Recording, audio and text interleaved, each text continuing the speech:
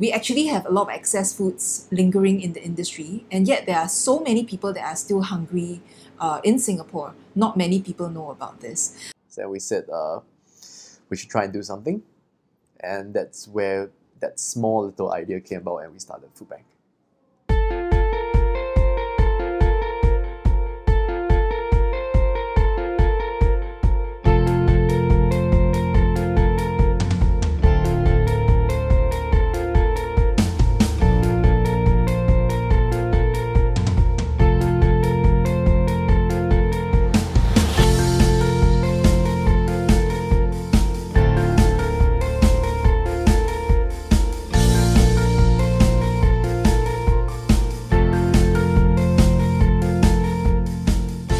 Got a phone call in January, and I think the lady on the other end of the phone asked whether we could do with some ice cream, and we asked how much, and it sounded like a lot, and we said, yeah, why not?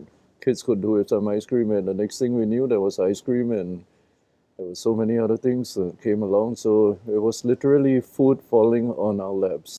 All right, when the food comes in, obviously it's used in different ways. The first way is that we give to families who need the food and families who want the food. That's obviously the first thing. That's the most preferred way that we would like to use the food. So we have a list of families who may need this food, and we organize volunteers and put up a schedule, and I think at least once a month we are distributing the food. So when we work with the food bank, it's not really a transaction. They give, and when they give, we are motivated and encouraged to continue giving, to add to the giving.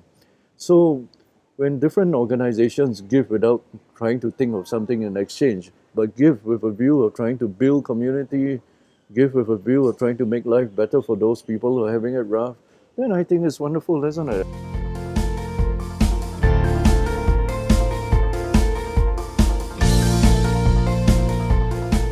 So we have a boys' home here, which range goes maximum up to 30 to 35 boys. We cook food for them 3 times a day. So we have a regular requirement of the raw materials in case of the rice or cooking oil or vegetables or what. Whatever amount of food we get, in a raw food we get, uncooked food we get from food bank, that much expenditure is less for us. Otherwise we used to buy in the market. Indirectly, it is helping us to build up our financial capabilities also. It is not that food only is not wasted.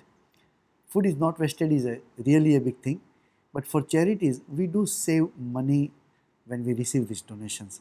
And that money we can utilize for children's education purpose, for the health purpose, for the school dress or pocket money or whatever.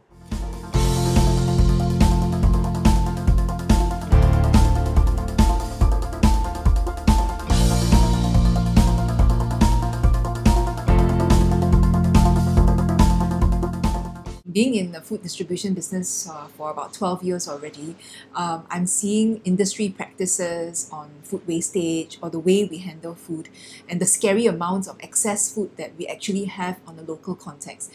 Yet on the other hand, we have been receiving a lot of requests for food donations as well. So we thought, let's put some use to the excess foods that we have in the industry, and that's where we bit the bullet and we say, let's start a food bank in Singapore. So a large part on food banking, it's not just about taking the excess foods from the industry and then sending it to the people in need. 50 to 60% of our time, it's about advocacy and sharing information and knowledge with the general public. So there are people who are starving, who do not want to take all these freebies as well. So contrary to what some people think, or a lot of people are going all around to get help, but there are also pockets of people that do not want to come out and get help at all, or maybe don't know where to get help. Yeah.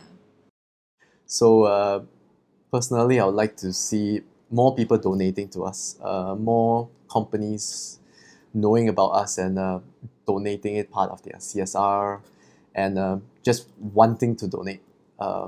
What I mean by donating is even home donors could donate, but try not to go and buy food items to donate, but take it out from a kitchen, take it out of a pantry. For corporate companies or MNCs, don't dump it away. If it's okay shelf life or even pretty short shelf life, you could always donate to food bank. The simplistic idea that Nico and I had when we first started food bank was, we said we were a food supplier. And so we said, oh, let's call our suppliers and ask them to donate excess food items. When we tried, it was a bit hard. Nobody wanted to donate and nobody understood what we were trying to do at that time. So we said if that direction didn't succeed in the beginning, we said let's go to hit corporates and try and, because the whole idea is we're still trying to reduce food wastage.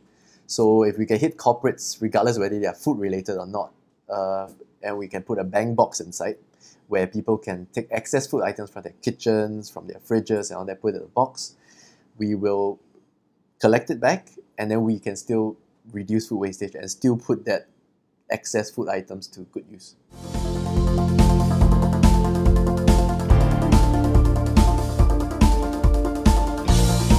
For our team, it's great to get them involved. It's a great day out to help break down the food and pack it, and it's all for a great cause.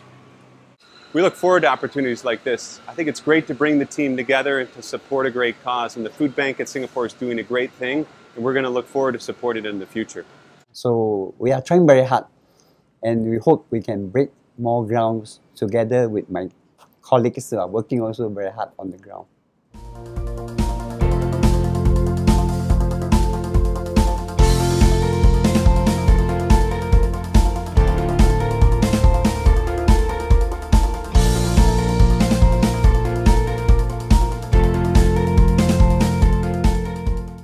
I liaise with food donations from donors from different backgrounds. So be it individuals or food companies who write to us and say like they have items to donate.